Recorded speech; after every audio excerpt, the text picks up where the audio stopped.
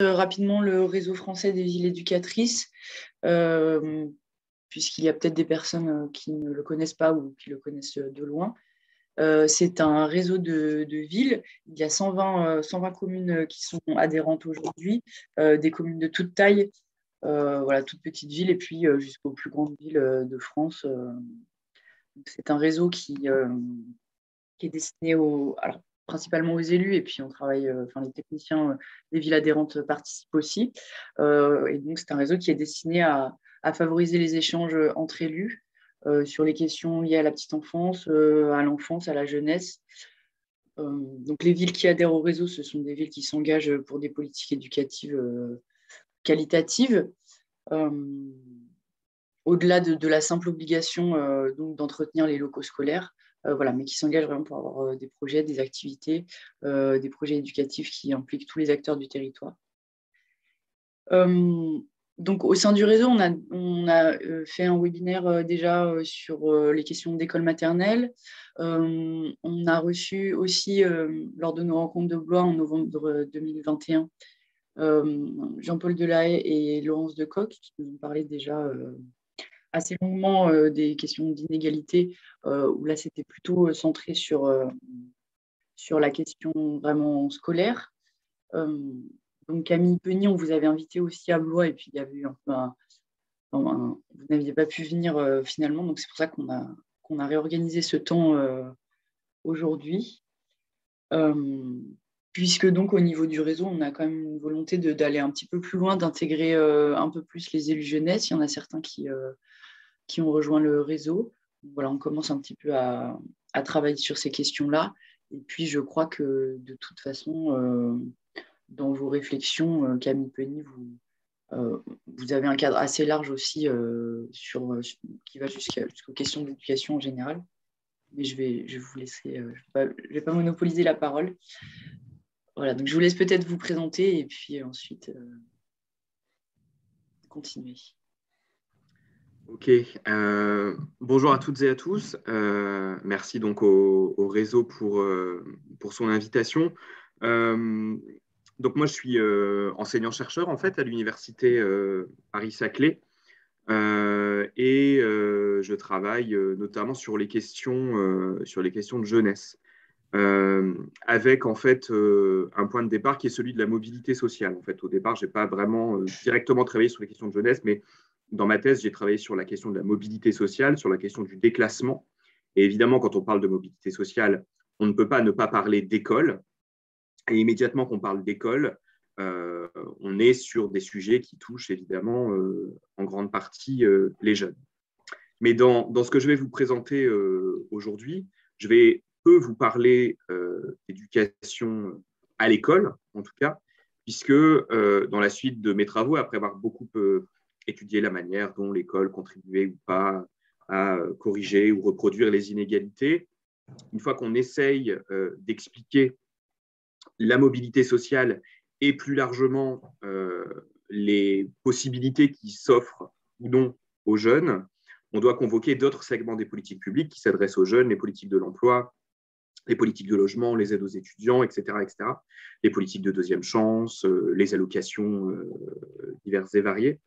Et donc, l'idée de cette présentation, c'est plutôt d'essayer de resituer la manière dont on considère la jeunesse en France aujourd'hui et l'impact que ça a sur les politiques qui lui sont adressées et sur, on va dire, pour schématiser pour l'instant, sur l'intensité de la reproduction des inégalités d'une part, d'un point de vue objectif, entre guillemets, et d'autre part sur le degré de pessimisme ou d'optimisme ou de confiance dans les institutions ou de défiance dans les institutions que présentent les jeunes. Et que présentent les jeunes français, puisque là encore, on s'aperçoit qu'on comprend mieux la manière dont les jeunes français accèdent à l'autonomie, accèdent à l'âge adulte, quand on compare avec ce qui existe dans d'autres pays. Parce que on vit en France, en tout cas moi, depuis longtemps, et donc on connaît pas, on a l'impression que ce qu'on a devant les yeux est évident, et dès qu'on fait un peu de comparaison internationale, y compris dans des pays qui sont très proches de nous, on s'aperçoit qu'il y a des choix très différents qui sont faits en termes de politique publique, qui sont reliés à des manières très différentes de considérer ce temps de la vie, et qui ont des impacts, je le disais, donc à la fois sur des indicateurs objectifs comme la reproduction des inégalités, mais aussi au final sur la manière dont les jeunes parviennent ou non à se projeter positivement dans l'avenir. Donc, je vais essayer de partager mon diaporama, puisque c'est difficile de parler d'inégalité sans projeter un certain nombre d'éléments. Donc, je pense que c'est bon. Là, vous devez voir mon diaporama. Il faut juste que je le passe peut-être. Donc, je réussisse à effacer ça. Oui, oui, ça fonctionne. OK, très bien. Donc, le titre de cette présentation reprend un titre d'un livre que je viens de publier qui s'appelle un peu pompeusement, j'y reviendrai, pour une politique de la jeunesse. Alors, si vous voulez bien, je commencerai par un paradoxe qui est que finalement, la jeunesse, depuis longtemps, est omniprésente dans le discours politique. Certaines d'entre vous, j'imagine, ont fait des campagnes municipales il n'y a pas très longtemps. Vous ne pouvez pas faire une campagne municipale sans parler aux jeunes, sans dire que l'on veut construire la commune X pour les jeunes. Au niveau national, c'est pareil. Vous ne trouverez jamais un candidat ou une candidate à l'élection présidentielle qui ne veuille pas être le candidat de la jeunesse. C'était vrai de François Mitterrand, c'était vrai de François Hollande, c'était vrai d'Emmanuel Macron en 2017, etc., etc. Et puis plus substantiellement, j'allais dire, on utilise souvent les jeunes générations comme justification d'un certain nombre de réformes. Et c'est d'autant plus vrai que les réformes sont potentiellement douloureuses. Je m'explique. Si l'on réforme à intervalles réguliers le système des retraites, en durcissant quand même, d'une manière générale, les conditions dans lesquelles les générations successives prennent leur retraite, c'est très souvent dans le discours au nom des générations futures. C'est-à-dire il faut sauver le système des retraites pour que les générations de jeunes d'aujourd'hui puissent bénéficier d'une retraite. Et donc, il faut, par exemple, travailler plus longtemps, cotiser davantage, etc. Cotiser plus longtemps, surtout en France.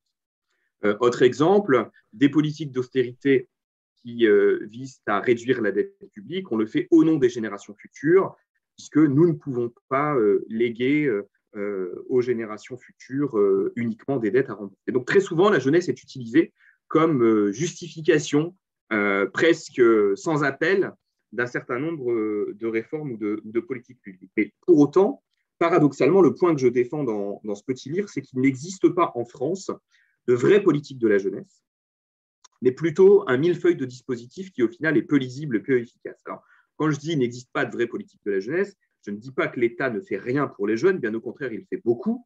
Je ne dis pas que les collectivités territoriales ne font rien pour les jeunes, au contraire, elles font beaucoup. Mais le tout ressemble plutôt à un millefeuille assez indigeste, assez illisible et finalement peu efficace. Et l'hypothèse que je fais, c'est que c'est d'autant plus vrai, cette absence de vraie politique de la jeunesse universelle, c'est d'autant plus vrai que nous n'avons pas de réflexion sur ce que doit être ce temps de la vie, le temps de la jeunesse, le temps d'accès à l'âge adulte, dans des sociétés vieillissantes au XXIe siècle. Là, je caricature, et je donnerai un peu plus de précision tout à l'heure. Et au contraire, ce que je voudrais défendre devant vous aujourd'hui, c'est que nous devrions arrimer à une vraie réflexion politique, presque philosophique, sur ce que doit être ce temps de la vie aujourd'hui. Nous arrimions une vraie politique de la jeunesse qui devrait avoir deux objectifs principaux. D'abord, dans des sociétés vieillissantes comme la société française, même si elle vieillit un petit peu moins vite que d'autres, elle vieillit tout de même. D'abord, dans ces sociétés vieillissantes, veiller à contenir le fossé entre les générations, veiller à contenir les inégalités entre les générations qui sont promptes à augmenter dans une société qui vieillit. On va dépenser de plus en plus pour la prise en charge du grand âge, de la dépendance. Donc, si on prend la balance des dépenses publiques, on risque d'avoir un déséquilibre croissant en faveur des générations plus âgées. Mais, par ailleurs, il faut aussi, deuxième grand objectif pour cette politique de la jeunesse que j'appelle de mes voeux, réduire les inégalités sociales qui continuent à fracturer la jeunesse, comme les autres classes d'âge. La politique de la jeunesse, c'est Camille Penny. Donc, l'idée, c'est de dire que la politique de la jeunesse devrait avoir ces deux objectifs. Réduire les inégalités entre les générations d'une part, réduire les inégalités sociales qui fracturent la jeunesse comme elle fracture les autres classes. Et donc, je vais centrer dans un premier temps mon propos sur ces deux aspects Et je vais d'abord vous donner des éléments sur, aujourd'hui, l'intensité des inégalités entre les générations. Le premier point, si vous voulez, c'est que le marché du travail aujourd'hui se précarise par les jeunes. Donc après, je passerai 5 minutes à vous dire que la jeunesse est diverse, mais là, si vous voulez bien, j'essaye quand même de trouver des points qui rassemblent les différentes catégories. Le marché du travail se précarise par les jeunes, qu'est-ce que ça signifie? Vous savez comme moi que depuis 40 ans, depuis le début des années 1980, le taux de chômage des jeunes actifs est structurellement 2 à 3 fois plus élevé que celui qu'on observe pour le reste de la population. C'était vrai au début des années 80, c'est vrai aujourd'hui, de sorte que les jeunes qui ont 20 ans aujourd'hui ne sont pas de ce point de vue-là la première génération de la crise. Leurs parents, qui sont nés quelque part dans les années 60, ont déjà fait leurs armes sur un marché du travail où le taux de chômage des jeunes actifs était de l'ordre de 20 à 25%. Mais par ailleurs, pour les jeunes qui, eux, sont en emploi, le marché du travail se précarise. Je vous ai fait figurer sur ce graphique, moi je peux bien vous laisser mon diaporama après, l'évolution de la proportion d'emplois précaires entre le début des années 80 et aujourd'hui. Si vous prenez l'ensemble des emplois précaires, c'est-à-dire CDD, intérim, stage, emploi aidé, apprentissage, vous aviez 15% des jeunes de moins de 25 ans en emploi qui étaient concernés au début des années 80. Aujourd'hui, on approche de 55%. Donc, il y a eu plus qu'une multiplication par 3, plus qu'un triplement de la part des jeunes actifs en emploi précaire. Et vous voyez que les autres courbes en dessous qui concernent les 25-49 ans d'une part et les 50 ans et plus d'autre part sont bien davantage protégés de cette explosion de l'emploi précaire. De sorte qu'on n'exagère pas vraiment lorsqu'on dit que le marché du travail se précarise par les jeunes. La question qui est intéressante derrière, c'est celle de ce qu'on appelle l'effet cicatrice. Vous avez probablement déjà entendu parler de cette histoire d'effet cicatrice. La question, c'est, OK, les jeunes connaissent des débuts de carrière plus compliqués, les jeunes connaissent un allongement de la période qui mène à un premier emploi stable et correctement rémunéré, mais est-ce que cet écart, est-ce que ces difficultés qui sont comparativement aux générations précédentes plus fréquentes en début de carrière, est-ce qu'elles se rattrapent par la suite? OK, c'est plus difficile entre 22 et 27 ans, mais est-ce que 10 ans après, en termes d'écart de salaire, en termes d'écart d'emploi stable, est-ce que les jeunes qui sont nés, par exemple, dans les années 80 ou 90, ont rattrapé une partie de leur retard sur les générations précédentes? Si oui, tant mieux. Sinon, ça veut dire qu'on a des arguments en faveur d'un effet cicatrice, c'est-à-dire qu'il ne s'agit pas seulement d'un retard qui est pris en début de carrière, mais il s'agit d'une précarisation des parcours de vie qui va jusqu'à 35, 40 ans, voire davantage. Et donc, sur ce graphique un petit peu complexe à lire peut-être, mais que je vais essayer de vous résumer, j'ai calculé à partir des données de l'INSEE, à âge équivalent, la proportion d'emplois stables selon les générations de naissance. Donc, vous voyez que ce graphique peut se lire de manière verticale ou de manière horizontale. Si vous le lisez de manière horizontale et que vous suivez les différentes courbes de manière horizontale, vous allez voir, pour une génération donnée, l'évolution de la proportion de CDI au fil des âges. Et vous voyez que la pente de la courbe est ascendante globalement, surtout en début de carrière, c'est logique. Toutes les générations voient leur probabilité d'occuper un CDI augmenter avec l'âge. Et ce qui est intéressant, c'est la lecture verticale. La lecture verticale, vous comparez des générations successives à âge équivalent. Pour simplifier, on va prendre à 35-39 ans. 35-39 ans, vous avez en orange, tout en haut, la proportion de CDI à l'âge de 35-39 ans pour la génération 45-49. Et vous voyez qu'on est à quasiment 90% de cette génération qui était en CDI à l'âge de 40 ans quand elle était née en 45-49. Si vous prenez tout en bas maintenant la courbe marron, qui concerne la génération 75-79, vous voyez qu'on est en deçà de 80%. Autrement dit, à l'âge de 40 ans, on a encore une différence de 10 points entre la génération 75-79 et la génération 45-49. Alors, évidemment, on peut dire, quelle que soit la génération de naissance, on a 80% de CDI à 40 ans, ou de fonctionnaires. Très bien, mais ça veut dire qu'aujourd'hui, parmi les gens qui ont 40 ans, vous avez 20% d'emplois précaires qui ont toujours été en emploi précaire. Et donc, dans une société qui fonctionne au CDI, dès lors qu'il s'agit de s'insérer dans la vie adulte, dès lors qu'il s'agit de se projeter dans l'avenir, de faire des enfants, de faire un crédit immobilier ou un prêt immobilier, on voit bien les problèmes que cela pose et on voit bien que les retards qui sont pris en début de carrière par les jeunes ne sont pas rattrapés 10 ans, 15 ans, 20 ans après. Et donc, on a un peu une précarisation qui grignote l'ensemble de l'existence. Alors, vous allez dire, la dernière génération pour laquelle j'ai des données, c'est la génération 80-84, c'est plus vraiment des jeunes. Plus facilement que c'est la mienne. Le problème, c'est que vous voyez bien que le temps des statistiques et le temps de la réalité sociale, c'est deux temps différents. Et donc, pour pouvoir comparer à 40 ans les différentes classes d'âge, pour dire des choses sur les jeunes d'aujourd'hui, il va falloir attendre un petit peu. Et il y a tous les arguments pour montrer qu'on a plutôt l'existence d'un effet cicatrice. Donc, on a vraiment, dans une société vieillissante, une précarisation croissante des jeunes générations. Et c'est pour ça que je vous disais que le premier objectif de la politique de la jeunesse, que j'appelle de mes yeux, devrait être de réduire les inégalités entre les générations, ou en tout cas de veiller à ce qu'elles n'augmentent pas encore davantage. Donc il y a bien, quand on fait des politiques publiques, selon moi, et qu'on veut améliorer le sort des jeunes, pour dire les choses de manière un peu triviale, il y a bien des considérations à prendre en compte qui ont trait à la comparaison entre les différentes générations. Il faut bien veiller à l'équilibre intergénérationnel des politiques. Mais ce n'est pas tout, évidemment, puisque, je vous l'annonçais, les jeunes générations constituent une classe d'âge qui continue à être fracturée par les inégalités. Quand vous dites jeunes, aujourd'hui en France, les jeunes, la jeunesse qui est visible, qui n'est d'ailleurs probablement pas celle à laquelle vous avez le plus à faire, mais c'est la jeunesse étudiante. Or, alors qu'il y a une sorte de généralisation de l'image de la jeunesse comme jeunesse étudiante, on s'aperçoit qu'aujourd'hui, si on prend les 18-25 ans, la jeunesse étudiante ne représente que la moitié des 18-25 ans.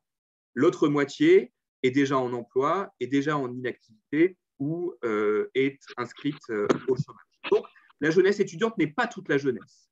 Et par ailleurs, la jeunesse étudiante demeure surreprésentée parmi la jeunesse favorisée.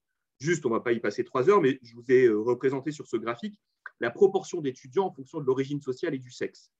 On va juste prendre un exemple. Vous voyez que les fils et les filles de cadres sup aujourd'hui sont 60% à être étudiants ou étudiantes parmi les 18-25 ans. À l'inverse, si vous prenez les enfants d'ouvriers, vous êtes à moins de 30% pour les fils d'ouvriers et vous êtes à peine plus de 30% pour les filles d'ouvriers.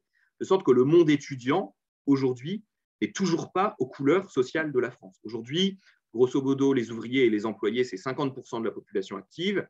À l'université, dans l'ensemble de l'enseignement supérieur, pardon, pas à l'université, dans l'ensemble de l'enseignement supérieur, d'après les derniers chiffres du ministère de l'Enseignement supérieur, le quart des étudiants seulement, si je puis dire, sont enfants d'employés ou d'ouvriers. Donc, ils sont encore sous-représentés dans l'enseignement supérieur, puisqu'ils devraient être 2 fois plus nombreux pour que l'enseignement supérieur soit représentatif de la France du point de vue de la structure sociale. Mais, par ailleurs, cette jeunesse étudiante elle-même est diverse. Vous savez que la massification scolaire est arrivée désormais dans l'enseignement supérieur. Alors, quand j'entends massification scolaire, si vous voulez, c'est une chose que vous connaissez bien, c'est l'augmentation des taux de scolarisation.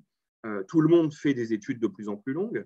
Il y a d'abord eu l'ouverture du collège dans les années 60, qui ne s'appelait pas encore le collège, mais peu importe, l'ouverture du premier cycle de l'enseignement secondaire, avec la politique des 80% d'une classe d'âge au baccalauréat au début des années 80, le lycée s'est ouvert à l'ensemble des enfants, même s'il s'est filiarisé en même temps. On y reviendra peut-être. Aujourd'hui, la massification scolaire, elle est au seuil de l'enseignement supérieur. On a aujourd'hui quasiment 3 millions d'étudiants en France. Et donc, avec cette massification scolaire, arrive un nouveau type d'étudiants, des étudiants d'origine très populaire, qui jusqu'alors ne faisaient pas d'études. Et on les a vus, ces étudiants, pendant le premier confinement, privés de leur emploi sans lequel ils ne peuvent pas financer leurs études, et en être réduits à aller faire la queue dans des files de distribution alimentaire ou ne pas pouvoir se nourrir s'il n'y avait pas eu les repas à 1 euro dans les Crous.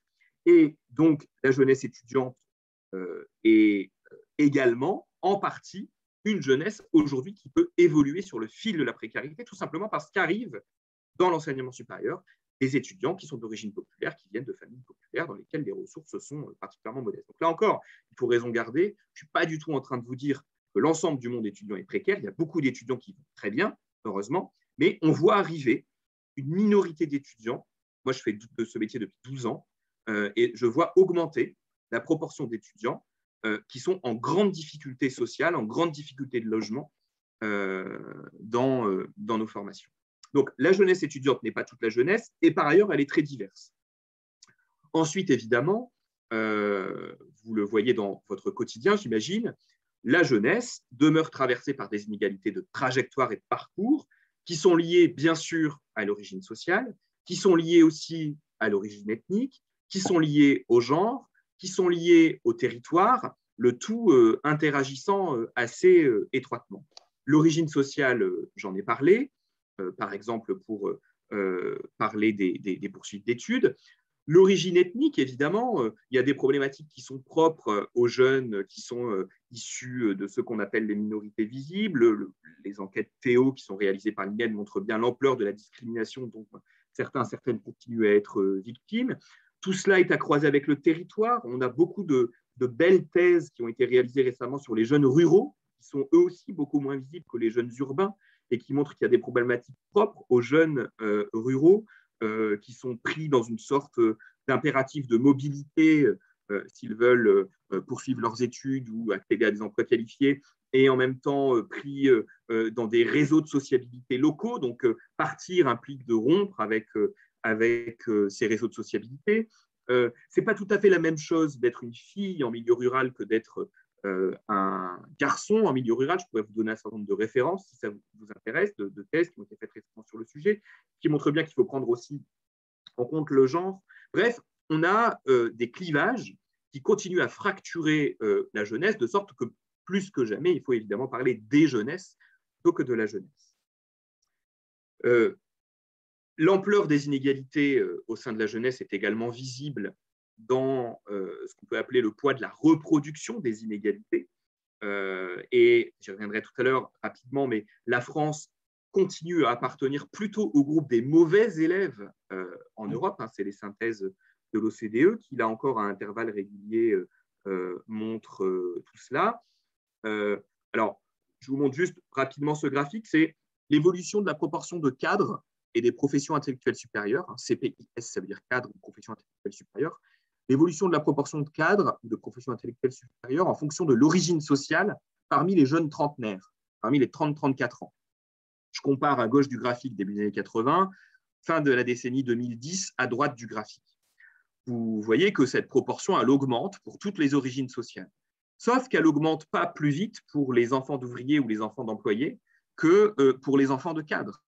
Autrement dit, les inégalités d'accès au salariat d'encadrement, qui est un salariat plus qualifié et plus rémunéré, n'ont pas bougé. Vous voyez le parallélisme des courbes au cours des 40 dernières années, au cours des 35 dernières années, au début des années 80 et la fin de la décennie 2010. Je vous disais, reproduction des inégalités plus forte en France que dans les autres pays européens ou dans la moyenne des pays de l'OCDE. Je vous propose ce graphique rapidement qui concerne, si vous voulez, la transmission du diplôme entre les parents et les enfants. On le sait, que plus les parents sont diplômés, plus les jeunes ont une probabilité élevée d'être diplômés à leur tour. Mais ce qui est intéressant, c'est de comparer l'intensité de cette reproduction en France à ce qui est observé dans les autres pays européens. Comment se lit cet indicateur qui est calculé de manière un peu complexe, mais que je vais vous résumer de manière simple? Vous voyez qu'en France, on va dire qu'on est à 10. Ici, là, je ne sais pas si vous voyez mon curseur, là, la France, on est à 9,27. Ça veut dire qu'en France, dans les années récentes, pour les jeunes générations, les jeunes dont le père ou la mère était lui-même, elle-même diplômée de l'enseignement supérieur, avaient 10 fois plus de chances, toutes choses égales par ailleurs, d'être diplômés de l'enseignement supérieur que ceux dont les parents n'étaient pas diplômés de l'enseignement supérieur. Et vous voyez que, par exemple, en Finlande, on est à 3, en Suède, on est à 4, aux Pays-Bas, on est à 6, etc. Et vous voyez finalement qu'il n'y a guère que la Pologne, l'Italie, la Belgique, l'Autriche qui font moins bien que nous et qu'on fait plutôt partie des pays dans lesquels les diplômes s'héritent encore avec force de la génération précédente. D'une manière générale, les synthèses de l'OCDE montrent ça, et l'OCDE, croyez-moi, ce n'est pas un repère de gauchistes, eh bien, montre que la France fait plutôt partie des pays en Europe dans lesquels il y a peu de mobilité sociale, et fait plutôt partie des pays en Europe dans lesquels les avantages et les désavantages sociaux se transmettent avec force entre les générations. Excusez-moi, Kelly, je me permets de vous interrompre 2 secondes. Quelqu'un demande si vous pouvez mettre les documents en plein écran.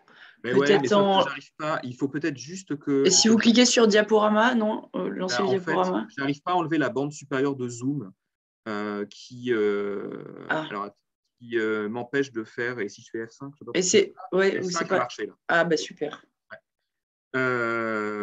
Désolé. Non, je vous en prie. Alors, je ne veux pas parler trop longtemps parce que je veux qu'on puisse discuter surtout et répondre à vos questions, mais on pourra discuter de ça. La jeunesse, elle est aussi hétérogène du point de vue de ses valeurs. Ce que j'ai voulu regarder dans ce livre, c'est, vous savez, on a l'impression qu'aujourd'hui, et c'est vrai en partie, hein, je ne fais pas mon vieux réac, mais on a l'impression aujourd'hui qu'il y a des nouvelles valeurs qui sont portées par les jeunes générations, les préoccupations environnementales, l'égalité entre les sexes, etc., ou la tolérance à l'égard de l'immigration, et on a l'impression que les jeunes seraient particulièrement en pointe sur ces questions. Ce que je montre dans le livre, c'est qu'en fait, par exemple, en ce qui concerne les préoccupations à l'égard de l'environnement, les jeunes de moins de 25 ans sont dans des niveaux de préoccupation qui sont tout à fait comparables à ce qu'on observe pour l'ensemble des moins de 60 ans. Et le vrai clivage passe entre les plus de 60 ans et les autres. Et donc, du point de vue des valeurs, ce qu'on observe, c'est que la jeunesse elle-même est très diverse. Alors, juste, je précise, parce que je peux pas mal me faire comprendre. Ça ne veut pas dire, par exemple, que dans les jeunes qui sont très mobilisés dans les marches pour le climat, il n'y ait pas énormément de lycéens, voire de collégiens. J'ai un fils de 15 ans, je vois bien que cette génération est très préoccupée par cette question. Mais encore une fois, quand on regarde au niveau moyen des 18-25 ans, dans les statistiques, dans les enquêtes plus récentes, il n'y a pas de différence statistiquement significative avec les moins de 40 ans, les moins de 50 ans, voire les moins de 60 ans. Ça ne veut pas dire que cette minorité de jeunes très mobilisés ne va pas avoir un rôle d'entraînement, d'aiguillon pour l'ensemble de la société, sans doute qu'elle l'a. Mais quand on regarde statistiquement, il faut sortir de l'idée qu'on aurait des générations qui seraient uniformément préoccupées, habitées par un nouveau type de préoccupation. Pareil, sur les valeurs politiques, on voit que exactement les mêmes clivages, gauche-droite, pour l'intervention de l'État, contre l'intervention de l'État, ouvert, fermé, favorable, hostile à l'immigration, plus ou moins autoritaire, ces clivages traversent les jeunes comme les générations plus anciennes. Donc, on n'a pas non plus, si vous voulez, du point de vue des valeurs, une génération qui serait radicalement nouvelle. Elle est au contraire diverse. Et par exemple, si on regarde la préoccupation environnementale, plus les jeunes sont diplômés, plus ils sont attentifs aux questions environnementales, ce qui ne nous surprend pas. Il y a une question dans une enquête récente qui est est-ce que vous pensez qu'il faut donner la priorité absolue à l'environnement, même si cela nuit à la croissance et à l'emploi? Vous avez 55% des jeunes cadres diplômés en emploi qui disent oui, et vous avez seulement 25% des jeunes ouvriers, des jeunes non diplômés ou des jeunes chômeurs. Donc, on retrouve des éléments qui sont assez classiques en la matière. Alors, j'en viens à l'aspect politique publique et éventuellement proposition. Je parlais tout à l'heure de l'existence d'un millefeuille de dispositifs. En effet, il me semble qu'au niveau national, chaque gouvernement y va de ces dispositifs qui, en partie, se substituent aux dispositifs précédents, mais en partie seulement, le tout finissant par constituer un millefeuille de dispositifs assez illisible. Je prends juste un exemple. J'ai l'impression, par exemple, que quand Édouard Philippe, dans les premiers temps du confinement, a annoncé à une ou deux reprises une aide ponctuelle pour telle ou telle catégorie de jeunes de l'ordre de 100 ou quelques centaines d'euros, même les associations de jeunesse sur le terrain mettaient plusieurs heures, voire plusieurs jours à comprendre quelle catégorie de jeunes, quelle sous-catégorie de jeunes avait le droit de bénéficier à cette aide. Est-ce qu'on avait le droit d'en bénéficier si on était en emploi, si on n'était pas en emploi, si on était en couple, si on avait décohabité, si on n'avait pas décohabité? Et cela, selon moi, c'est le symptôme de ce millefeuille de dispositifs qui finit par rendre illisible l'ensemble des dispositifs jeunesse, en tout cas quand on s'intéresse à ce que fait la puissance publique au niveau de l'État. Pourquoi a-t-on un millefeuille de dispositifs en France? Pour trois raisons au moins. D'abord, parce qu'on a toujours considéré en France, je n'ai pas le temps de développer, mais on pourra y revenir si vous voulez, qu'il n'y avait pas tant une politique jeunesse à mener, mais plutôt des aspects jeunes de différents problèmes sociaux. Il y a l'emploi des jeunes, il y a le logement des jeunes, il y a le chômage des jeunes, il y a, voilà. Mais on n'a jamais vraiment réfléchi à ce que pourrait être une politique jeunesse à proprement parler, de manière non pas comme ça découpée en tranches selon les thèmes, mais d'une manière générale. Par ailleurs, en France, notre modèle de protection sociale, qui est censé protéger contre les risques sociaux, donc y compris les jeunes, a été pensé, mais vous savez ça par cœur, comme reposant sur le travail. On a attaché des protections au travail. On cotise et on est protégé parce qu'on travaille, en gros, ou à la famille, via la politique familiale. Aujourd'hui, le travail s'émiette. Le travail des jeunes en particulier se précarise. Donc, c'est quand même compliqué de penser leur protection uniquement à l'aune du travail. Et puis, la famille, elle se décompose, elle se recompose, elle se transforme, elle se précarise et elle ne peut pas, jusqu'à 25-30 ans, porter seule le poids de cet âge de la vie.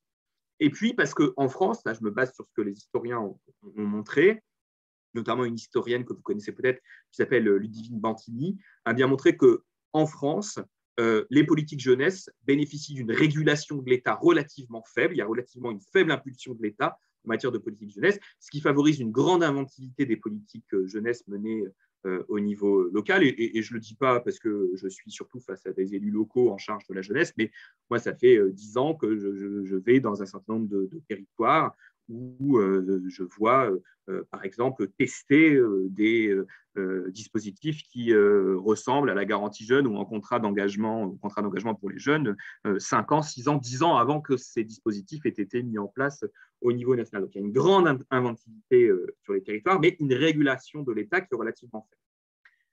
Alors, face à ça, moi, je pense qu'une des solutions, c'est de se poser.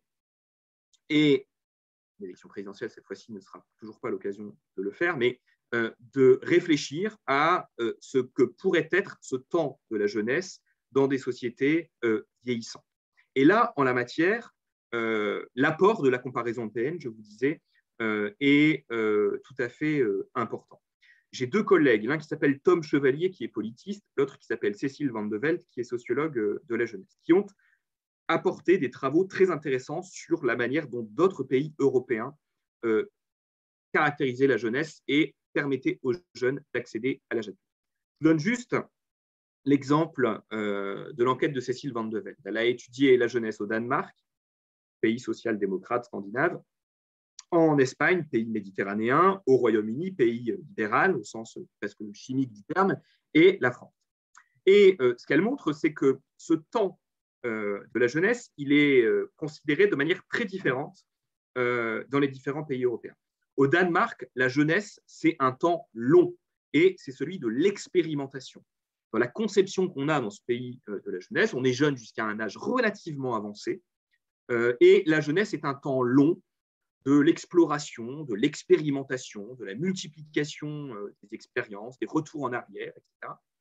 Et cela s'est rendu possible par une forte intervention de l'État. Vous connaissez peut-être le système danois. À l'âge de 18 ans, l'ensemble des jeunes danois, une fois terminé l'enseignement secondaire, se voient offrir 6 ans de formation dans l'enseignement supérieur, rémunérés par la puissance publique, de manière universelle, sous forme de bons mensuels de formation d'une valeur de 800 €. Donc, tous les jeunes Danois, quel que soit le niveau de revenu de leurs parents, bénéficient de 72 bons mensuels de formation rémunérés à hauteur de 800 € qu'ils peuvent cumuler avec une allocation logement de l'ordre de 200 € à partir du moment où ils ont décohabité de chez leurs parents. Et ce dispositif, il est utilisable en plusieurs fois. C'est-à-dire, vous pouvez aller 2 ans à l'université au Danemark et puis vous dire finalement l'université, c'est pas concret, c'est chiant, je vais aller travailler et j'en ai marre de gagner que 800 € par mois.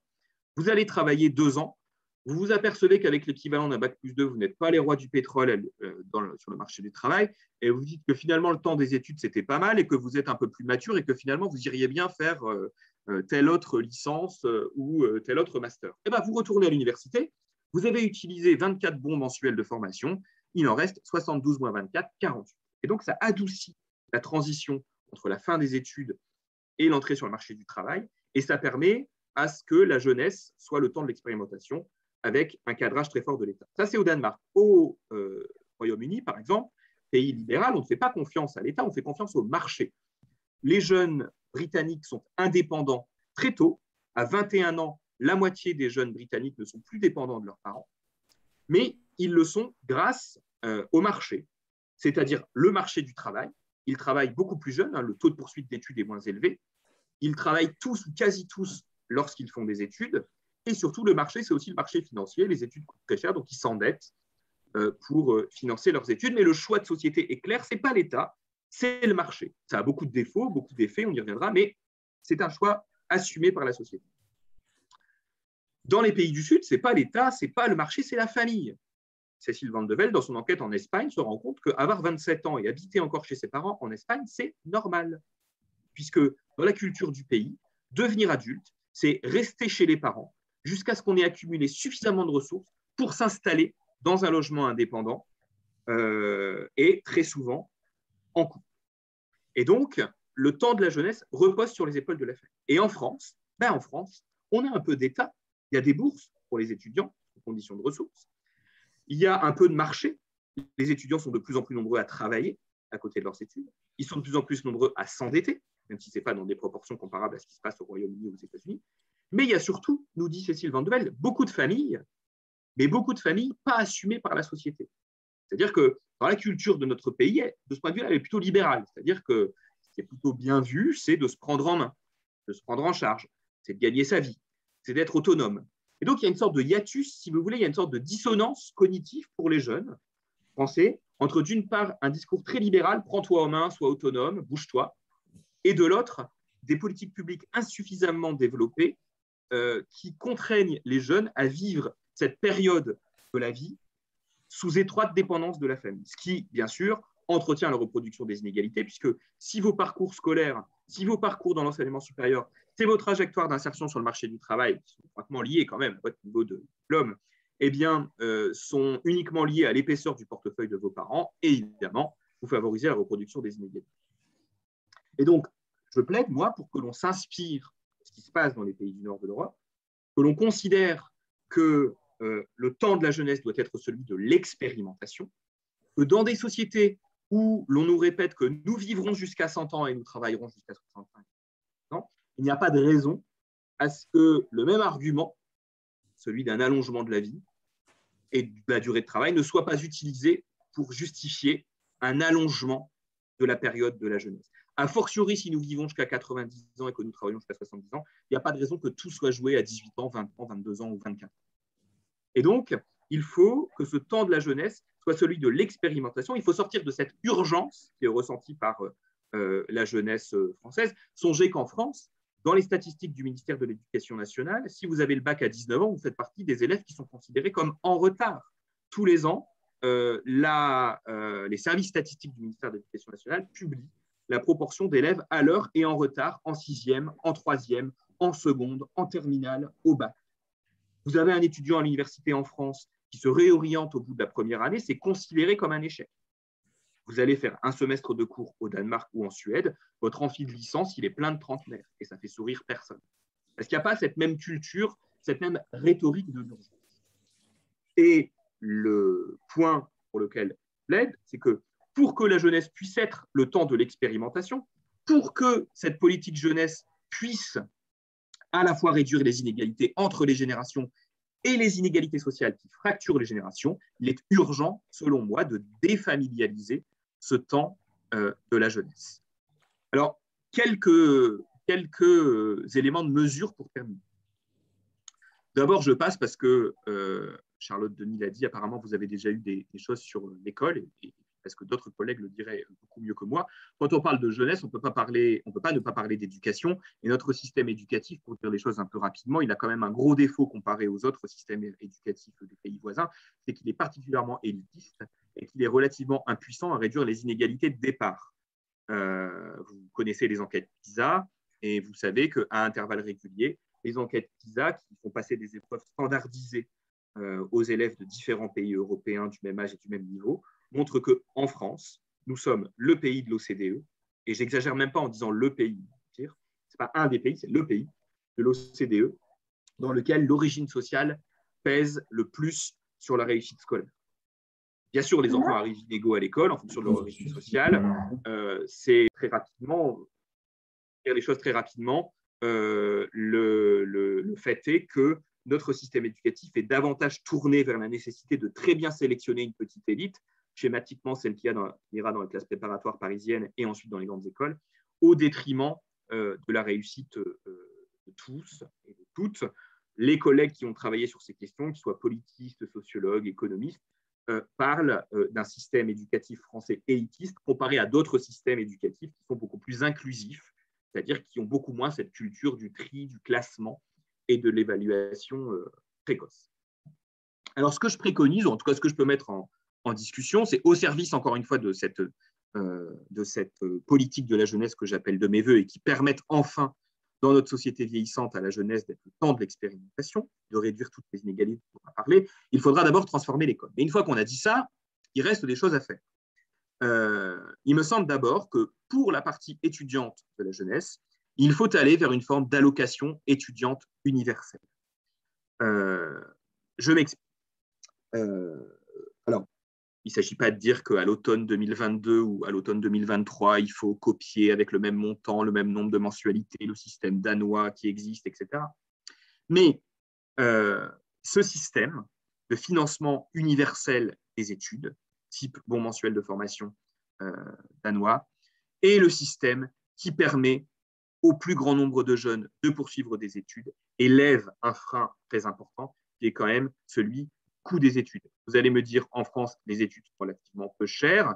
Les frais d'inscription à l'université, par exemple, sont relativement peu élevés, c'est vrai. Mais ce qui vient peser sur le budget étudiant, vous le savez très bien, c'est le coût du logement qui est un frein pour beaucoup d'étudiants, puisque le parc de logement étudiant est beaucoup moins développé en France que dans la plupart des autres pays européens. Alors, pourquoi mettre en place une forme d'allocation étudiante universelle? On pourrait dire, contexte budgétaire tendu, pourquoi aller donner 800 € par mois aux enfants de médecins ou d'avocats d'affaires qui n'en ont pas besoin? Concentrons-nous déjà sur la généralisation du système de bourse ou sur le relèvement des plafonds ou sur l'aide aux enfants des familles plus populaires. Alors, pourquoi universel? Pour deux raisons. Une première raison, c'est qu'il en va de la conception qu'on a de la jeunesse. Moi, je plaide pour qu'à 18 ans, on considère les jeunes comme des citoyens à part entière. En France, on considère les jeunes de 18 ans comme les enfants de leurs parents. Les aides aux étudiants continuent à passer par le truchement des familles. Je m'explique. Si aujourd'hui, vous avez un enfant de plus de 18 ans qui poursuit des études, vous pouvez continuer à bénéficier des allocations familiales et vous pouvez continuer à bénéficier d'une demi-part fiscale. Pourquoi? Parce qu'on considère qu'à 18 ans, vous êtes encore l'enfant de vos parents. En tout cas, vous n'êtes pas un citoyen à 100%.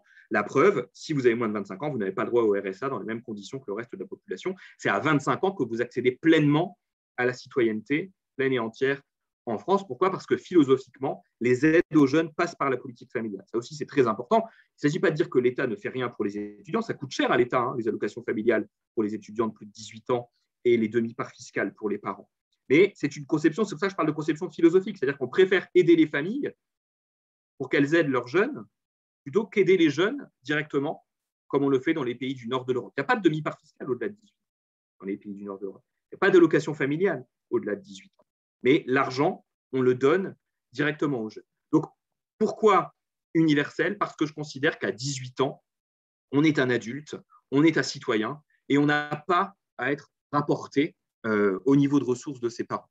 Il n'y a pas de raison que les enfants des milieux aisés vivent cette période sous la dépendance de leur famille. Donc ça, c'est presque une raison philosophique. Il en va de la conception de la jeunesse que je défends. Et puis, deuxième raison pour laquelle ça doit être universel, c'est que les économistes ont bien montré ça, les prestations qui sont universelles sont les prestations qui sont le plus socialement acceptées et qui se dévalorisent le moins financièrement, monétairement au cours du temps. Exemple, typiquement les allocations familiales.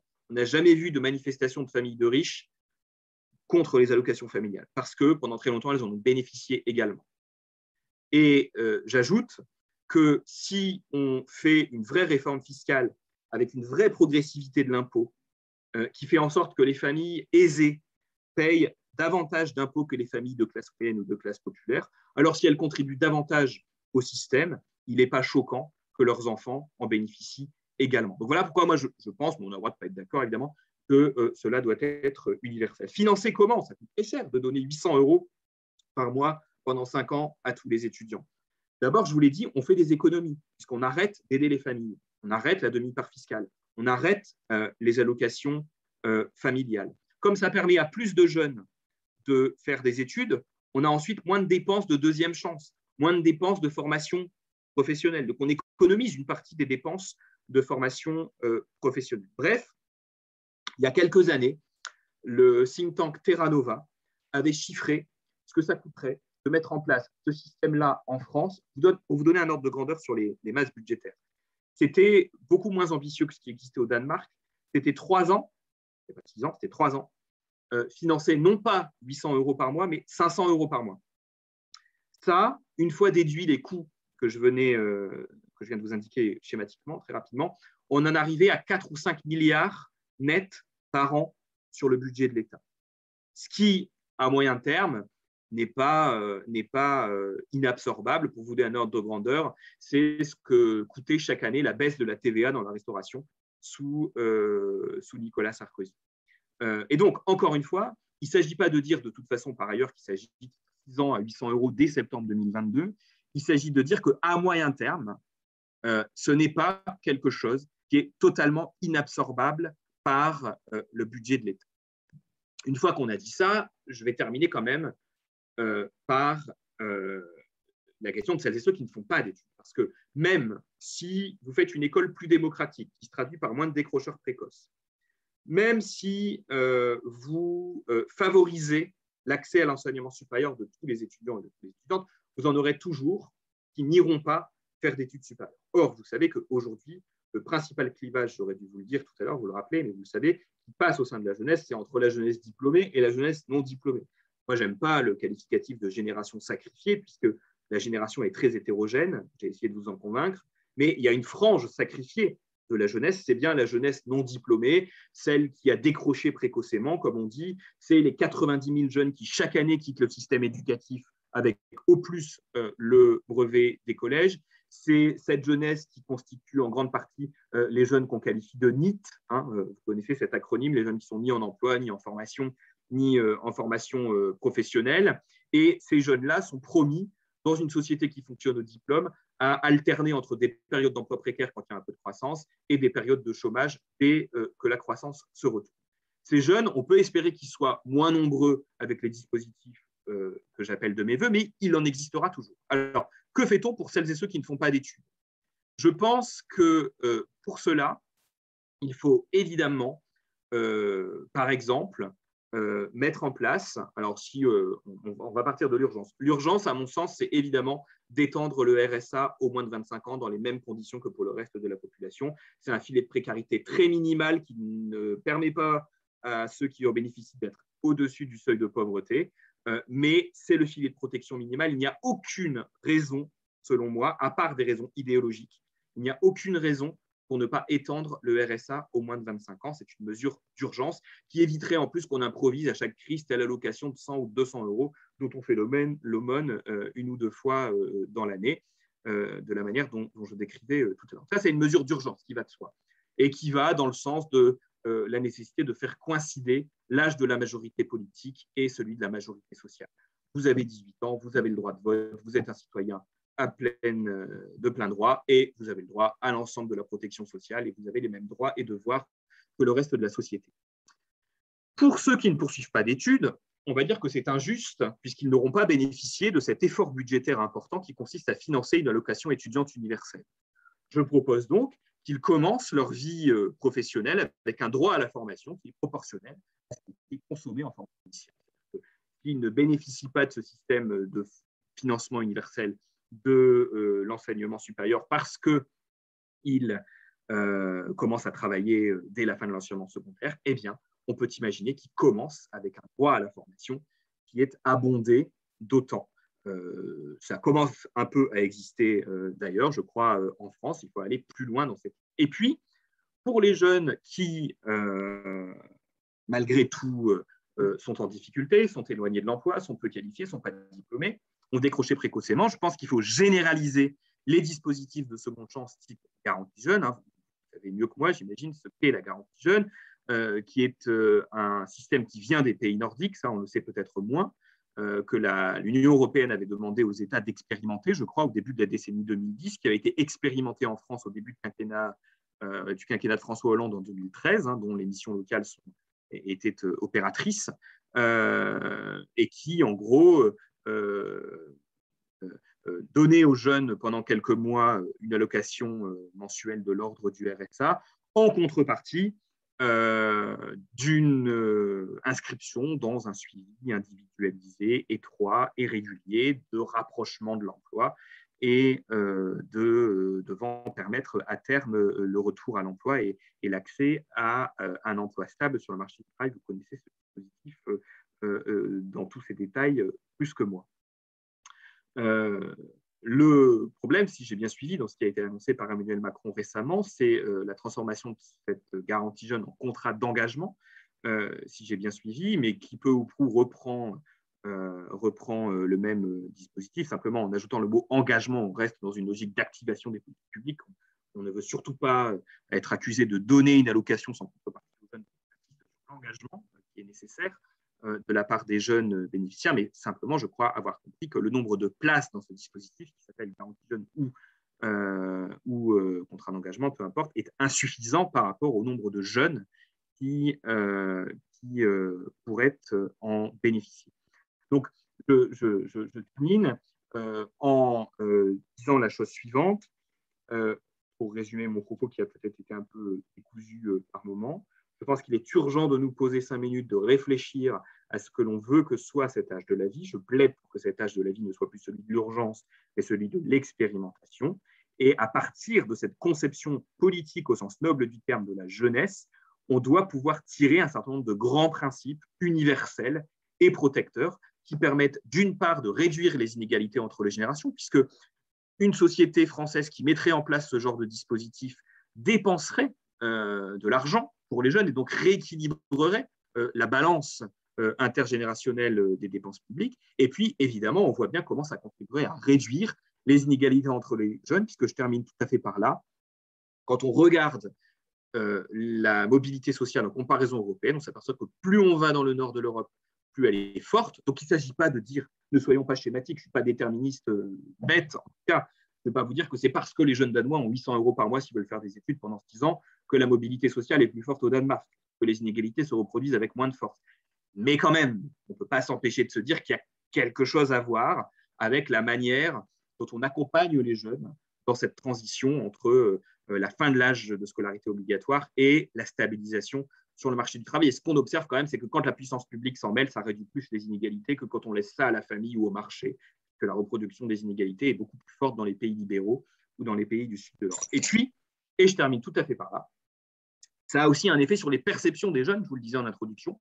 Quand on regarde là encore dans les enquêtes de comparaison européennes, on voit bien que les jeunesses scandinaves sont les plus optimistes en Europe et surtout sont celles qui sont le plus confiantes à l'égard des institutions nationales, européennes, internationales, sont celles qui s'abstiennent le moins aux élections comparées aux autres jeunesses européennes. Alors là, c'est pareil, de deux choses l'une. Soit on considère que c'est un atavisme régional, c'est comme ça. Les jeunes scandinaves appartiennent à une culture où on est optimiste, confiant, participant. Et puis les jeux dans le sud, c'est comme ça. Comme les plus âgés, les jeunes sont râleurs, insatisfaits, pessimistes. Ou alors, quand on fait des sciences sociales comme moi, on essaie de faire un lien avec les politiques publiques. Et quand on bénéficie de dispositifs qui permettent de prendre son temps, d'avoir une deuxième chance, une troisième chance, dans un processus d'expérimentation, fait d'essais, d'erreurs, de retour en arrière possible, on peut penser que ça a un impact sur la capacité à avoir confiance dans les institutions d'une part et à se projeter positivement dans l'avenir d'autre part. Donc voilà, j'ai déjà beaucoup parlé. J'espère que ça ne vous a pas apparu trop lunaire ou trop déconnecté de vos préoccupations quotidiennes et je vous remercie pour votre attention. Merci beaucoup.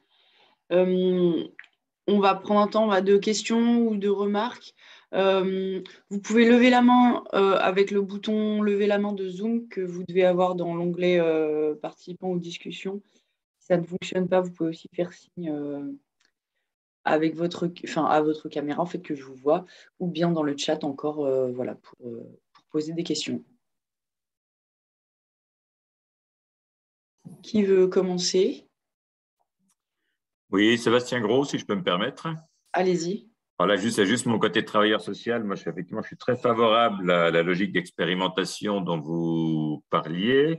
Et moi, j'irais même à peine plus loin, je parlerais du droit à l'échec. C'est-à-dire que quand on est jeune, mais y compris quand on est plus âgé dans la vie professionnelle, on a le droit aussi de se tromper. On a toujours ce sentiment de sanction, sans le voyer avec la garantie jeune. Vous entrez en garantie jeune, vous n'allez pas au bout du dispositif, vous vous retrouvez un petit peu exclu. Vous n'avez pas forcément de deuxième chance pour intégrer les garanties jeunes. En gros, vous avez grillé la chance que vous est proposée.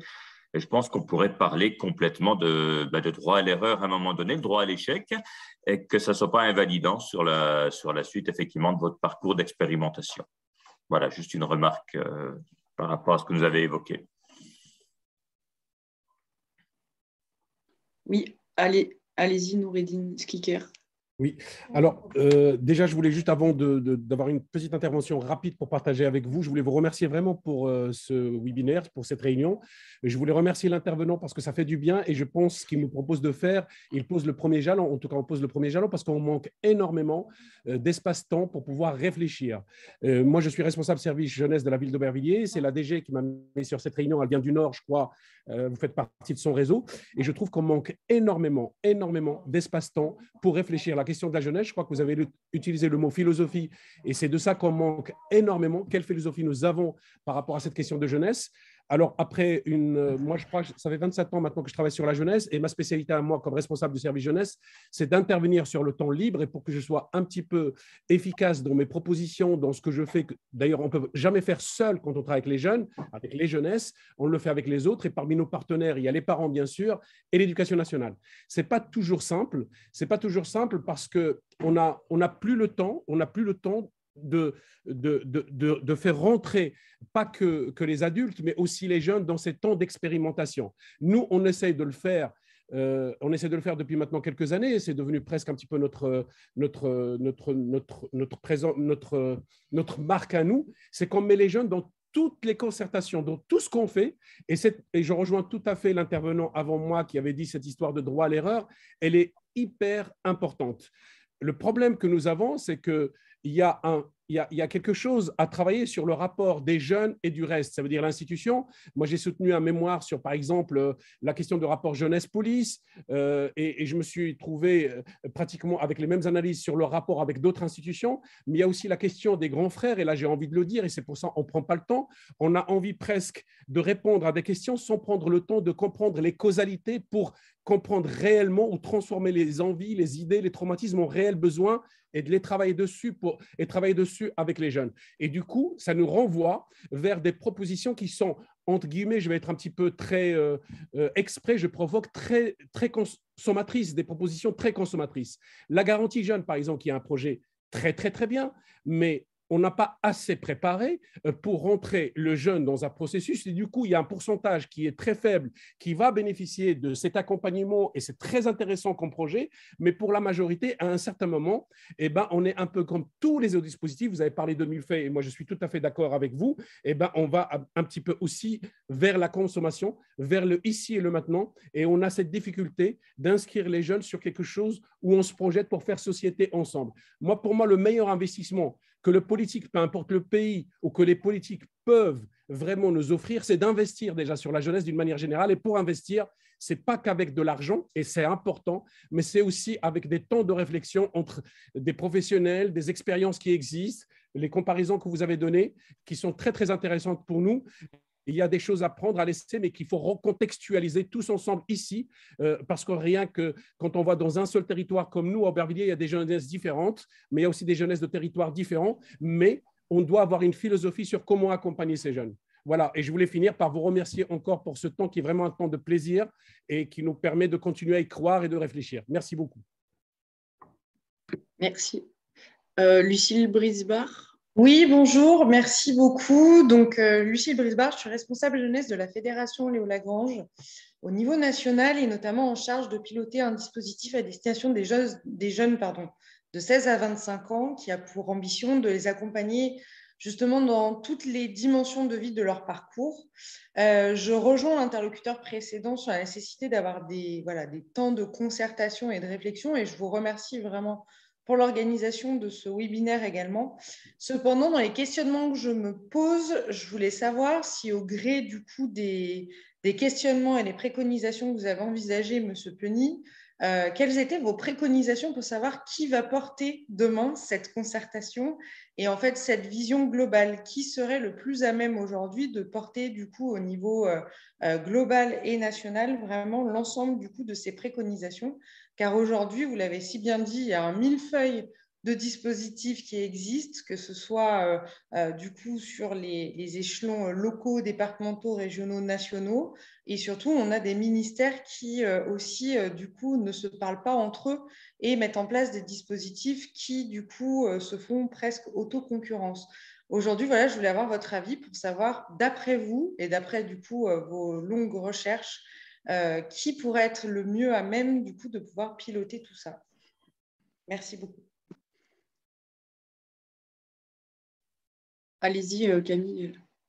Oui, alors quand vous dites qui, c'est en termes de structure, c'est ça, en termes d'institutions qui… Oui, quelles pourraient être vos préconisations par rapport à ça? Parce que c'est vrai qu'on a un petit peu du mal à s'y retrouver.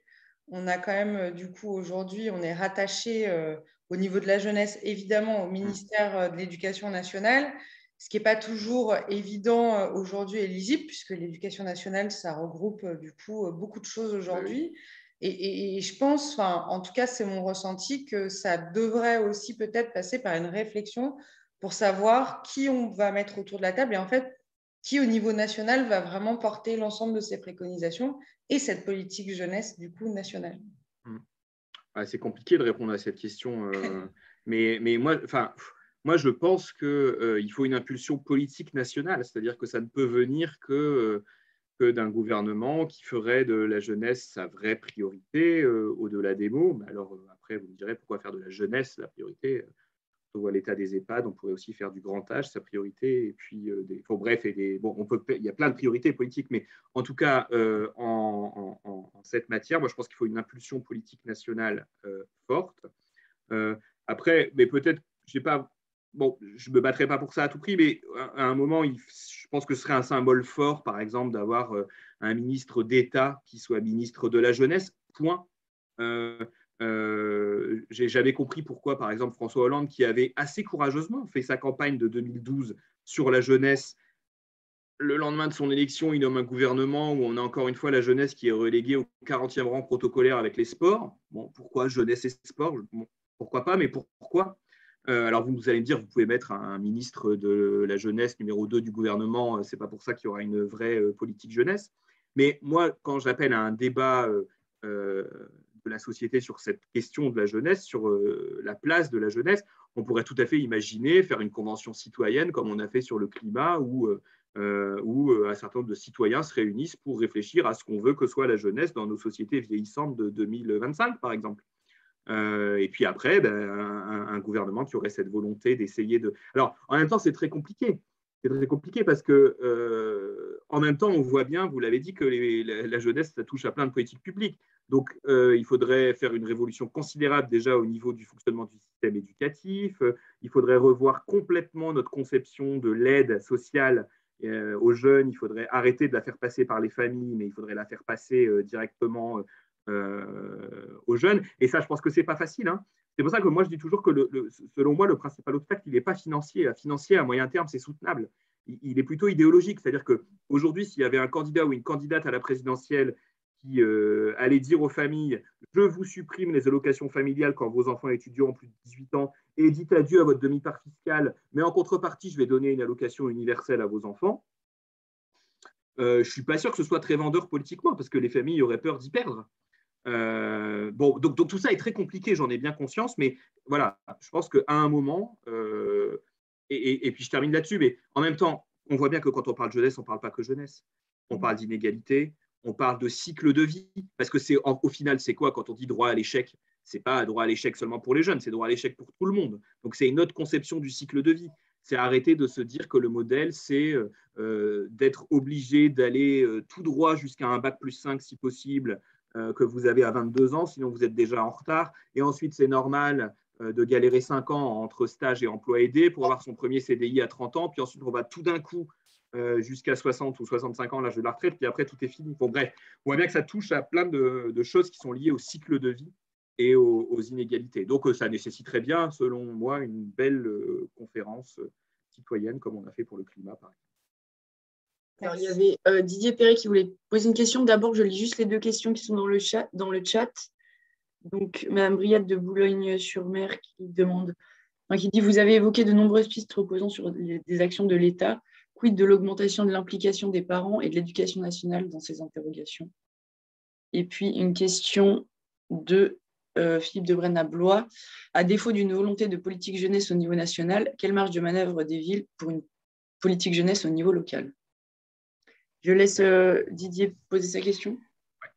Ça sera très court parce que c'est la même que le dernier message lu, c'est-à-dire je partage l'idée qu'il doit y avoir une impulsion nationale et que l'État a un rôle important à jouer, j'en suis profondément convaincu. Néanmoins, étant élu local, c'est la question effectivement, je reprendrai l'expression des marges de manœuvre. On pourrait dire des pistes, des choses qui se font, d'exemples, ou tout simplement de réflexions, Camille, que vous auriez à ce niveau-là. J'en suis preneur. En tout cas, merci pour la qualité de votre intervention. Et contrairement à ce que vous avez dit, elle était très structurée. Merci. Non, enfin, structuré, oui, mais c'est vrai que moi, à chaque fois qu'on m'invite à parler devant des acteurs de terrain des politiques jeunesse, j'ai une sorte de complexe en me disant, mais qu'est-ce que je vais leur apprendre? Moi, je suis dans mon truc de comparaison européenne. Alors, et des jeunes, j'en vois. Moi, j'ai des jeunes de Trappes face à moi en première année à l'université où je suis. Donc, je vois bien les problèmes qu'ils peuvent avoir et en partie, j'y fais face. Mais vous êtes tous les jours dans vos activités au contact avec les jeunes. Et donc, ce n'est pas moi qui vais vous apprendre ce qui se passe sur les territoires puisque c'est vous qui le faites et vous le savez bien mieux que moi. Donc, du coup, moi, tout ce que je peux dire, c'est que il y a 10 ans, il y a au moins 10 ans, je crois, par exemple, en tout cas, c'était bien avant 2013, c'était avant 2013, j'étais allé, je n'ai pas de famille, pas d'amis là-bas, donc c'est vraiment purement gratuit ce que je dis, j'étais allé à l'invitation du conseil départemental de Loire-Atlantique, discuter avec eux de ce qu'ils faisaient pour les jeunes. Et ils avaient mis en place au niveau local quelque chose qui était tout simplement la garantie jeune, en fait. Mais qui était fait et financé au niveau local. Donc, il y a évidemment une grande inventivité, un grand nombre de dispositifs qui sont nés dans les collectivités locales, sur le terrain. Mais après, la question moi, que je me pose, c'est pourquoi ça n'essaime pas? Et je me dis que ça n'essaime pas parce que notre pays demeure très centralisé finalement et que tant qu'il n'y a pas d'impulsion politique nationale forte, on a du mal à généraliser ces dispositifs. Mais peut-être que je me trompe, hein, je ne sais pas. Et alors, pour répondre à la question de l'élu de Boulogne-sur-Mer, ville chère à mon cœur, dans mon département natal, sur l'éducation nationale, c'était sur l'éducation nationale et l'implication des parents. Exact. Ouais, bah, sur l'éducation nationale et sur le système éducatif, en fait, c'est un peu ce que je disais tout à l'heure, c'est-à-dire qu'il faut sortir, si vous voulez. Enfin, je vous donne juste un exemple. En France, on dépense pour l'éducation à peu près, en termes de pourcentage du PIB, ce qui est dépensé dans la moyenne des pays de l'OCDE. Mais par contre, quand on regarde par niveau d'éducation, on dépense beaucoup moins pour l'école primaire et beaucoup plus pour le lycée. Et c'est pour ça que les professeurs des écoles français sont les plus mal payés en Europe, ou presque, et encadrent des classes qui sont 15 ou 20% plus chargées que ce qu'il y a dans la moyenne des autres pays de l'OCDE. Donc, symptôme de notre système élitiste, ce n'est pas très important les premières années d'école. Et donc, on va ensuite dépenser beaucoup d'argent pour essayer de réduire au lycée des inégalités qu'on a laissé se creuser dans les premières années d'école. Donc ça, pour le coup, c'est une prise de conscience qui a progressé quand même. Tout cela progresse au fil des années, au fil des rapports qui disent la même chose. Et c'est pour ça qu'on fait des expériences en primaire pour dédoubler les classes, etc. Mais en ce qui concerne l'école, moi, je pense que la principale urgence, c'est de sortir de cette conception très élitiste de l'école. Non, le système éducatif ne doit pas être tourné tout entier vers l'hypersélection de ceux qui vont aller toucher le Graal à Henri IV et dans les grandes écoles. Il est au moins aussi important de se préoccuper de la réussite. Je donne juste un dernier exemple pour finir. Je suis enseignant à l'université. L'université, dans les premiers cycles universitaires, donc c'est-à-dire que les enfants des classes populaires qui poursuivent leurs études, ils le font où? ils le font à l'université. Parce qu'il faut bien dire aujourd'hui que dans les premiers cycles universitaires, je ne sais pas si vous en avez conscience, mais on a les étudiants qui ne sont pris nulle part ailleurs avec Parcoursup. Les étudiants, les bons, ils demandent d'abord à aller dans les classes préparatoires. Ensuite, on demande plutôt à aller dans les parties très sélectives de l'enseignement supérieur public. Et puis, quand on est pris nulle part, on va à l'université. Schématiquement, c'est un peu ça quand même pour pas mal de filières universitaires. Donc nous, les gamins de Trappes, par exemple, eh ben, ils vont dans mon université faire des premiers cycles de sciences sociales, de langue, etc. Puisque là-bas, on veut bien d'eux, on les prend, on a de la place. Pour eux, l'État dépense 9 500 € par an, en moyenne. Pour un élève de classe préparatoire, c'est 15 000 €. Voilà. Donc, on dépense 50% de plus pour un élève de classe préparatoire qui est sursélectionné scolairement et socialement que pour un étudiant de l'université. Et donc, après, on va nous parler de démocratisation scolaire et de marche vers l'égalité des chances. Donc, je pense qu'en ce qui concerne le système éducatif, mais là encore, j'ai conscience que c'est une réponse très déconnectée du terrain, mais il y a un changement de philosophie à faire, c'est d'aller vers une école qui trie moins précocement, qui classe moins précocement et qui, véritablement, dans les premières années d'école, se donne davantage la possibilité de réduire ces inégalités. Et en disant ça, je n'incrimine pas les enseignants. Les enseignants, ils font ce qu'on leur dit de faire. C'est plutôt une politique éducative qui est, selon moi, complètement à revoir. Merci. Alors, Mariette Evenard ensuite. D'abord, je lis juste la question de Anne Pfister dans le chat. À votre connaissance, existe-t-il un recensement des initiatives locales encourageantes d'action en direction de la jeunesse? À ma connaissance, non. Mais ce serait quelque chose à faire, effectivement. Ce serait quelque chose qui pourrait être très, très utile. Ouais. Donc, Mariette Evenard, puis Valérie Lemonnier. Oui, bonjour, merci beaucoup, c'est passionnant, merci pour cette présentation. Moi, ce que ça évoque, donc, je suis élue à Grand Besançon Métropole, à la politique de la ville, au contrat de ville, et je suis aussi en charge de la parentalité sur Besançon, donc dans le Doubs, en Franche-Comté. Et donc, tout ce que vous évoquez, c'est passionnant. Moi, ça m'évoque le déterminisme social de Bourdieu, que j'ai encore lu il n'y a pas très longtemps, et le déterminisme social avec la violence symbolique. Parce qu'il me semble, et je parle aussi en tant que sous ma casquette parent, que le système dans lequel nos enfants grandissent est empreint d'une certaine domination qu'on redoute, notamment sur l'écologie, et que vous parlez de philosophie. Moi, j'aspirerais à ce que la philosophie du dépassement de soi prenne davantage de place que la philosophie du concurrence ton voisin, mets-toi en comparaison systématique et ces modes de fonctionnement-là, manifestement dans le Nord, ils ont su dépasser. Et voilà. D'autre part, je me questionnais par rapport à l'existence des millefeuilles, vous l'avez dit, des dispositifs sur des plages d'âges différents, que ce soit le programme de réussite éducative, le PEDT, que ce soit aussi la réussite éducative, etc. Et en même temps, on évoque la volonté de la politique nationale. Donc, on est peut-être face là à peut-être un nœud, puisqu'il y a une certaine contradiction. Quid de la territorialisation? Sur Besançon, sur notre quartier de Planoise, où on a 20 000 habitants, c'est une véritable petite ville sur laquelle il y a un plan national de programme de rénovation urbaine ambitieux. Nous avons l'ambition de changer son image et nous avons sur la ville un conseil bisontin des jeunes pour laquelle les quartiers prioritaires ne sont pas du tout représentés. Et il est fort difficile de les mobiliser. Il y a des problèmes de drogue et d'addiction qui sont hyper importants, de décrochage scolaire. Sur notre programme, nous avons le fil rouge du changement dimanche, c'est un projet de tiers-lieu de coopérative du numérique qui consisterait à les emmener avec nous sur des ambitions du numérique parce que les personnes, les dealers ont des compétences qui sont transposables. Je ne fais pas l'apologie de la drogue, attention, mais ça mobilise d'énormes compétences. Et dans quelle mesure on pourrait les attirer sur des sujets passionnants simplement qui ne sont pas rémunérés à hauteur de ce qu'ils touchent.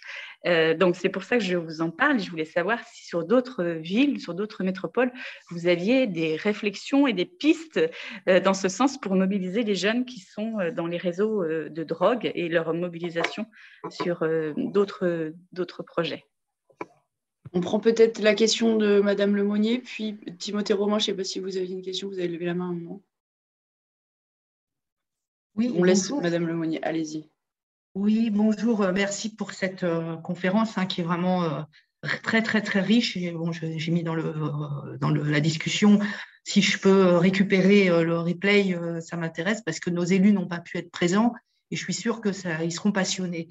Je voulais plutôt dire que, bon, effectivement, le réseau des villes éducatives, après une telle conférence, peut aussi peut-être s'interroger comment porter aussi cette question et cette revendication peut-être d'une conférence qui pourrait porter ces idées un peu innovantes. Et puis, je me dis aussi que nous qui sommes adhérents au réseau des villes éducatives, ne peut-on pas aussi s'engager à mobiliser nos jeunes pour que nos jeunes eux-mêmes aussi soient acteurs, demandeurs de leurs droits. Voilà. Quand on les rencontre, on a plein de rencontres avec eux, on peut aussi leur parler de tout ça et faire en sorte qu'ils ne quémandent pas, mais demandent aussi de pouvoir être acteurs de leur avenir. Et enfin, bon, pour petite expérience, mais je suis convaincue qu'il y en a plein. Nous, on a ici, sur Tarnos, dans le sud des Landes, une expérience qui dure depuis quelques années de création d'une entreprise coopérative jeunesse dans la restauration qui mobilise, qui remet en activité des jeunes et qui tiennent eux-mêmes un petit bar-restaurant sur la placette du métro qui est notre restaurant de plage. Donc, ils font ça d'avril à octobre et on sent que derrière une telle période, eh ben, il y a beaucoup de jeunes qui se remobilisent, qui repartent en formation, qui repartent ou qui repartent dans la vie professionnelle. Mais enfin, on sent que ça les remet en ordre de bataille. C'est une expérimentation qui a été modélisée maintenant et qui va effectivement, on l'espère, essainer. C'est en lien, évidemment, ce n'est pas nous qui l'apportons directement.